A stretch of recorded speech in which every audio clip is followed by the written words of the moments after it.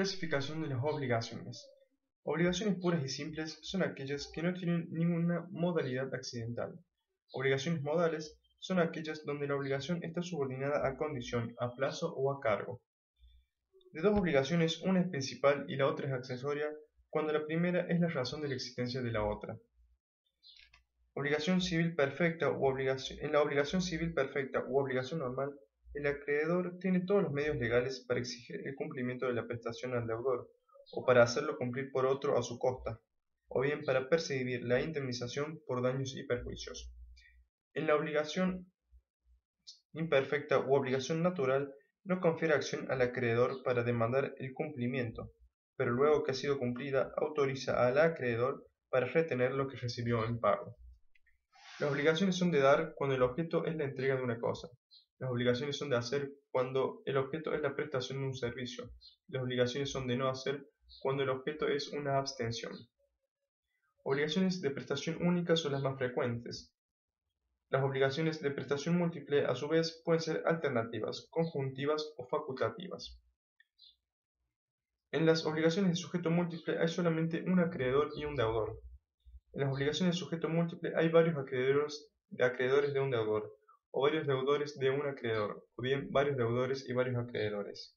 A su vez pueden ser simplemente mancomunadas o solidarias.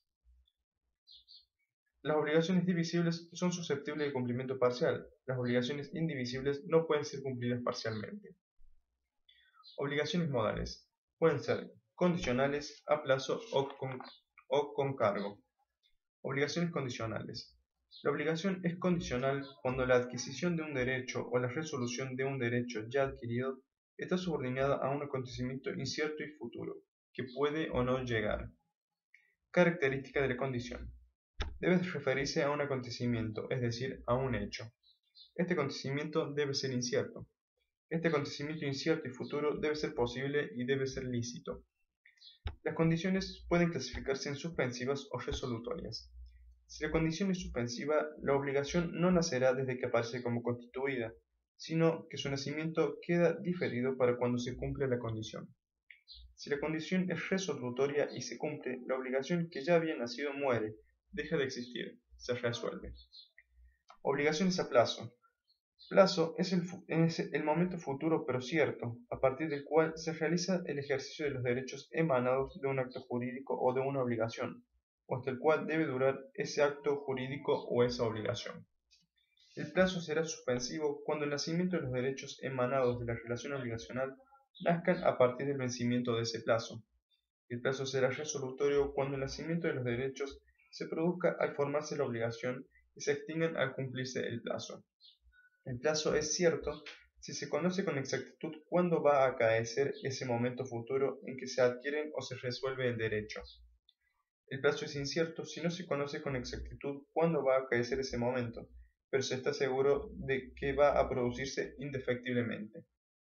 La diferencia entre el plazo incierto y la condición es que el plazo vencerá, no se sabe cuándo, pero vencerá, mientras que la condición puede producirse no se sabe cuándo y no se sabe si se producirá o no. Obligaciones con cargo. El cargo es una contraprestación que puede exigirse al sujeto activo de una obligación nacida de actos a título gratuito, ya sea entre vivos, donación o actos por causa de muerte, testamento. Es decir, el cargo constituye en sí mismo una obligación, que estará regida por todos los principios que corresponden a las obligaciones en general. Obligaciones principales y accesorias. Las obligaciones son accesorias respecto del objeto de ellas cuando son contraídas para asegurar el cumplimiento de una obligación principal, como son las cláusulas penales. Las obligaciones son accesorias a las personas obligadas cuando éstas las contrajeren como garantes y fiadores. Obligaciones naturales. Las obligaciones son civiles o meramente naturales. Civiles son aquellas que dan derecho a exigir su cumplimiento.